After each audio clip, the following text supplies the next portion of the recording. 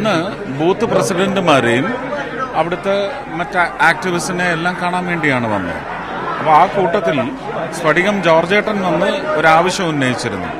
അപ്പോൾ അതിന്റെ നിജസ്ഥിതി എന്താണെന്ന് സ്റ്റേഷൻ മാസ്റ്ററുടെ അടുത്തു നിന്നും പിന്നെ പ്ലാറ്റ്ഫോമിന്റെ വികസനത്തെ സംബന്ധിച്ച് എന്താണ് സാധ്യത, എന്താണ് അപര്യാപ്തത, ഇത് മനസ്സിലാക്കാൻ വേണ്ടി വന്നതാണ്. അത്രയേ ഉള്ളൂ, വേറെ ഒരു ഉദ്ദേശവും. നമ്മുടെ പ്രവർത്തനങ്ങളൊക്കെ ബൂത്ത് തലത്തിൽ ആരംഭിച്ചു ഇലക്ഷന് മുമ്പ്. ബൂത്ത് തലത്തിൽ അത് നേരത്തെ തന്നെ ആരംഭിച്ചതാണ്. ഒരു 2 വർഷമായിട്ട് ശക്തമായ പ്രവർത്തനമാണ്. ഇപ്പൊ 3 സ്ഥാനാർത്ഥികളും ഇവിടെ അനൌദ്യോഗികമായിട്ട് പ്രഖ്യാപിച്ചു കഴിഞ്ഞാൽ ഇല്ല, ഔദ്യോഗികമായി ഞങ്ങളത് പ്രഖ്യാപിച്ചിട്ടില്ല. അല്ല, അപ്പം പൊതുവിലുള്ളൊരു പ്രതീക്ഷകൾ നമ്മള് പ്രഖ്യാപിക്കട്ടെ. 2 തവണ പ്രധാനമന്ത്രി ഉൾപ്പെടെ എത്തി പ്രചരണം നടത്തി. അപ്പൊ എത്രത്തോളം ഒരു പ്രതീക്ഷയുണ്ട്? പ്രധാനമന്ത്രി പ്രചരണമല്ല നടത്തിയത്. അല്ല, ഒരു കാര്യമാണ് ഈ ബജറ്റ് അല്ല അതിപ്പം ഞാനാണെന്ന് ഇവിടെ പ്രഖ്യാപിച്ചിട്ടില്ല.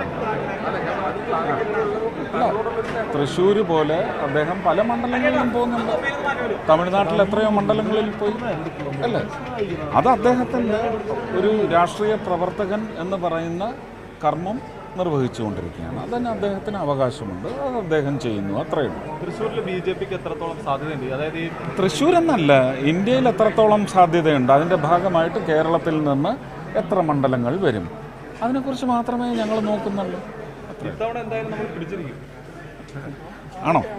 ബജറ്റ് കണ്ടിരുന്നോ? ബജറ്റിനെ കുറിച്ച് എന്തായിരുന്നു? ബജറ്റിന്റെ ഒരു വിലയിരുത്തൽ എന്തായിരുന്നു? ബജറ്റ് കണ്ടിരുന്നോ സുരേഷ്? ഏത് ബഡ്ജറ്റ്? സംസ്ഥാന ബജറ്റ് ഇല്ല. അല്ലെ, ഈ കേന്ദ്ര പദ്ധതികൾ പലപ്പോഴും സംസ്ഥാനത്ത് കേന്ദ്രത്തിന് ക്രെഡിറ്റ് കൊടുക്കാത്തൊരു സ്ഥിതിയുണ്ട്. അതുകൊണ്ടാണ് ഇതൊക്കെ ശ്രദ്ധയിൽ കൊണ്ടുവരാൻ വേണ്ടിയുള്ള ഈ സന്ദർശനങ്ങളൊക്കെ. അതിന് നമുക്ക് ആരോപണങ്ങളൊന്നുമില്ല. അവരുടെ ആരോപണങ്ങൾക്ക് പ്രത്യാരോപണങ്ങളുമില്ല. അവരുടെ ഏറ്റവും വലിയൊരു ആരോപണം സുപ്രീം കോടതിയിൽ ഒടിഞ്ഞു വീണില്ല. അതിനപ്പുറം എന്തോ സ്നേഹമാണ് എല്ലാവരും. സ്നേഹമൊന്നുമില്ല. എന്തിനു സ്നേഹം? ഇങ്ങോട്ട് സ്നേഹം ഉണ്ടെങ്കിൽ മാത്രമേ അങ്ങോട്ട് കൊള്ളൂ. അതങ്ങനെ തന്നെയാണ്.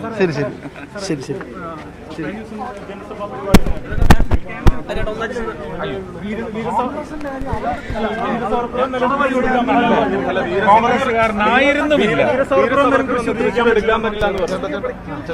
അവർ പറയുന്നു. പിന്നല്ല വീർ സവർക്കർ ജയിക്കും വന്നാൽ എന്നവർ പറയുമോ? ഇല്ലല്ലോ. പറയൂ, അങ്ങനെ പറയും. അവരുടെ അടുത്ത് അങ്ങനെ പ്രതീക്ഷിക്കണം. അത് ജനങ്ങളാണ് പറയേണ്ടത്.